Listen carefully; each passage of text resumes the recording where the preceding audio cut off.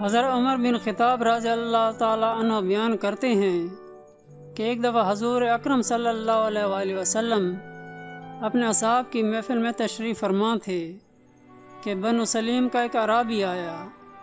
اس نے ایک گو کا شکار کیا تھا اور اسے اپنے آستین میں چھپا کر اپنی قیام گاہ کی طرف لے جا رہا تھا۔ اعرابی نے جب صحابہ کرام کی جماعت کو دیکھا تو اس نے کہا، یہ لوگ کس کے گرد جمع ہیں؟ لوگوں نے کہا، اس کے گرد جس نے نبوت کا دعویٰ کیا ہے۔ وہ لوگوں کے درمیان سے گزرتا ہوا حضور اکرم صلی اللہ علیہ وآلہ وسلم کے سامنے آ کھڑا ہوا اور کہنے لگا، اے محمد، کسی عورت کا بیٹا تم سے بڑھ کر جھوٹا اور مجھے ناپسند نہیں ہوگا۔ اگر مجھے اس بات کا ڈر نہ ہوتا کہ میری قوم مجھے جلد باز کہے گی تو میں تمہیں قتل کرنے میں جلدی کرتا اور تمہارے قتل سے میں تمام لوگوں کو خوش کرتا۔ حضرت عمر رضی اللہ تعالیٰ عنہ غصے سے اٹھ کھڑے ہوئے اور آپ صلی اللہ علیہ وآلہ وسلم سے عرض کی، یا رسول اللہ صلی اللہ علیہ وآلہ وسلم، آپ مجھے اجازت دے کہ میں اس گستاخ کی گردن تن سے جدا کر دوں۔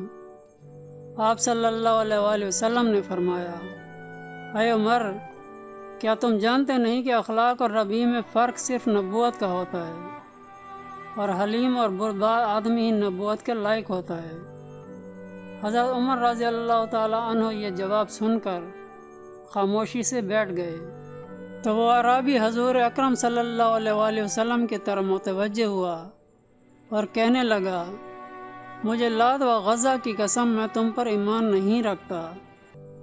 حضور اکرم صلی اللہ علیہ وآلہ وسلم نے اس سے پوچھا، اے اعرابی، کس چیز نے تمہیں اس بات پر ابھارا ہے کہ تم میری مجلس کی تکریم کو بالائے طاق رکھ کر ناحق گفتگو کرو؟ اس نے بے ادبی سے رسول اللہ صلی اللہ علیہ وآلہ وسلم سے کہا، مجھے لات و غزہ کی قسم، میں آپ پر اس وقت تک ایمان نہیں لاؤں گا جب تک یہ مردہ گو آپ پر ایمان نہیں لاتی۔ اس کے ساتھ ہی اس نے اپنی آستین سے گو نکال کر حضور اکرم صلی اللہ علیہ وآلہ وسلم کے سامنے پھینک دی اور کہا، اگر یہ گو آپ پر ایمان لے آئے تو میں بھی ایمان لے آؤں گا۔ وہ اعرابی دل میں خیال کرنے لگا کہ مرا ہوا تو بندہ بھی نہیں بولتا، یہ تو گو ہے، کیا خاک بولے گی؟ اور وہ چوڑا ہو کر کھڑا ہو گیا کہ میں نے وہ سوال کیا ہے جس کا کوئی جواب نہیں۔ پس حضور اکرم صلی اللہ علیہ وآلہ وسلم نے فرمایا، اے گو کلام کر۔ وہ گو اللہ کے حکم سے کھڑی ہوئی اور اس نے ایسی واضح و فصیح عربی میں کلام کیا کہ جسے تمام لوگوں نے سمجھا۔ اس گو نے عرض کی، اے دو جہانوں کے رب کے رسول صلی اللہ علیہ وآلہ وسلم، میں آپ کی خدمت میں حاضر ہوں۔ حضور اکرم صلی اللہ علیہ وآلہ وسلم نے اس سے پوچھا، تم کس کی عبادت کرتی ہو؟ اس نے عرض کیا، یا رسول اللہ صلی اللہ علیہ وآلہ وسلم، میں اس کی عبادت کرتی ہوں جس کا عرش آسمانوں میں ہے، زمین پر جس کی حکمرانی ہے اور سمندر پر جس کا قبضہ ہے، جنت میں جس کی رحمت ہے اور دوزخ میں جس کا عذاب ہے۔ آپ صلی اللہ علیہ وآلہ وسلم نے پھر پوچھا، اے گو میں کون ہوں؟ اس نے عرض کیا، آپ دو جہانوں کے رب کے رسول اور خاتم الانبیاء ہیں۔ جس نے آپ کی تصدیق کی وہ فلاح پا گیا اور جس نے آپ کی تکذیب کی وہ ذلیل و خوار ہو گیا۔ عربی یہ دیکھ کر سر سے پاؤں تک کانپ گیا اور جب اس کیفیت سے باہر آیا تو بول اٹھا، میں گواہی دیتا ہوں کہ اللہ کے سوا کوئی معبود نہیں اور بے شک آپ صلی اللہ علیہ وآلہ وسلم اللہ کے سچے رسول ہیں۔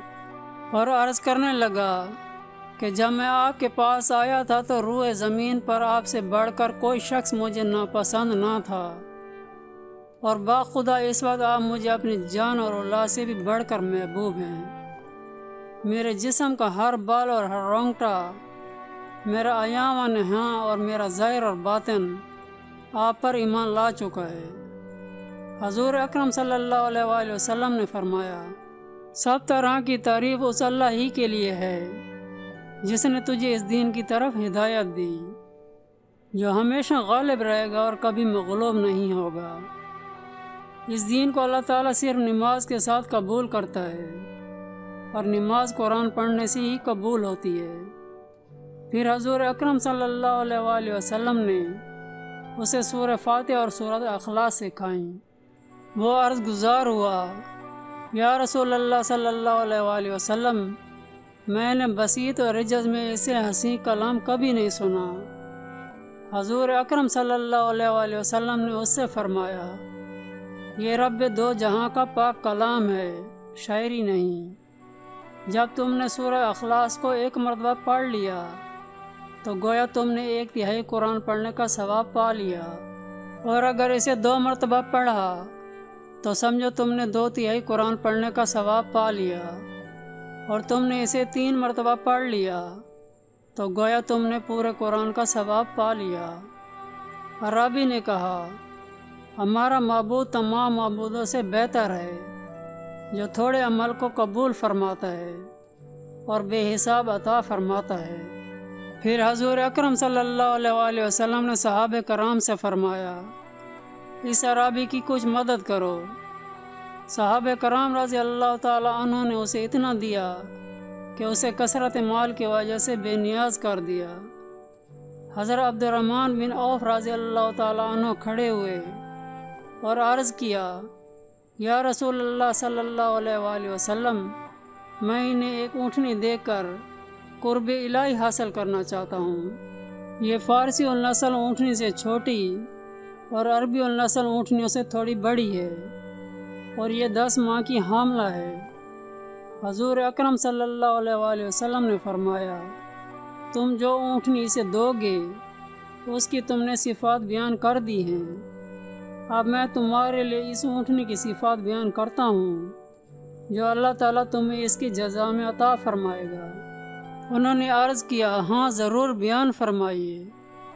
آپ صلی اللہ علیہ وآلہ وسلم نے فرمایا، تمہیں سراغ دار موتیوں کی اونٹنی ملے گی جس کے پاؤں سبز زمرد کے ہوں گے اور جس کی گردن زرد زبرجد کی ہوگی، اور اس پر کجاوا ہوگا جو کہ قریب اور ریشم کا بنا ہوگا۔ وہ پل صراط سے تمہیں بجلی کے کوندے کی طرح گزار دے گی۔ پھر وہ عرابی حضور اکرم صلی اللہ علیہ وآلہ وسلم کی بارگاہ سے باہر نکلا۔ راستے میں اسے 1000 عرابی ملے جو 1000 سواریوں پر سوار تھے اور 1000 تیروں اور 1000 تلواروں سے مسلح تھے۔ اس نے ان سے پوچھا، تم کہاں جا رہے ہو؟ انہوں نے کہا، ہم اس سے لڑنے جا رہے ہیں جو کذب بیانی سے کام لیتا ہے اور یہ دعویٰ کرتا ہے کہ وہ نبی ہے۔ اس عرابی نے ان سے کہا، میں گواہی دیتا ہوں کہ اللہ کے سوا کوئی معبود نہیں، اور بے شک محمد صلی اللہ علیہ وآلہ وسلم اللہ کے آخری رسول ہیں۔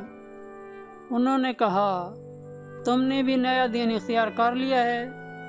اس نے کہا، میں نے نیا دین اختیار نہیں کیا بلکہ دین حق اختیار کیا ہے۔ پھر اس نے انہیں گو سے متعلق تمام بات سنائی۔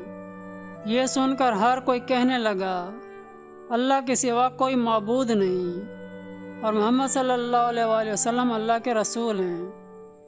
حضور اکرم صلی اللہ علیہ وآلہ وسلم تک جب یہ خبر پہنچی تو آپ انہیں ملنے کے لیے تیزی سے بغیر چادر کے باہر تشریف لائے۔ وہ آپ کو دیکھ کر اپنے سواریوں سے کود پڑے اور حضور نبی اکرم صلی اللہ علیہ وآلہ وسلم کہ جس حصے تک ان کی رسائی ہوئی اسے چومنے لگے اور ساتھ ساتھ کہنے لگے، بے شک اللہ کے سوا کوئی معبود نہیں اور محمد صلی اللہ علیہ وآلہ وسلم اللہ کے رسول ہیں۔ پھر انہوں نے عرض کیا، یا رسول اللہ صلی اللہ علیہ وآلہ وسلم، آپ ہمیں اس چیز کا حکم دیں جو آپ کو پسند ہے۔ آپ صلی اللہ علیہ وآلہ وسلم نے فرمایا، تم خالد بن ولید کے جھنڈے تلے ہوگے۔ راوی بیان کرتے ہیں، وہ سارے عرب میں صرف بنو سلیم کے ہی 1000 لوگ بیک وقت ایمان لائے۔ سبحان اللہ۔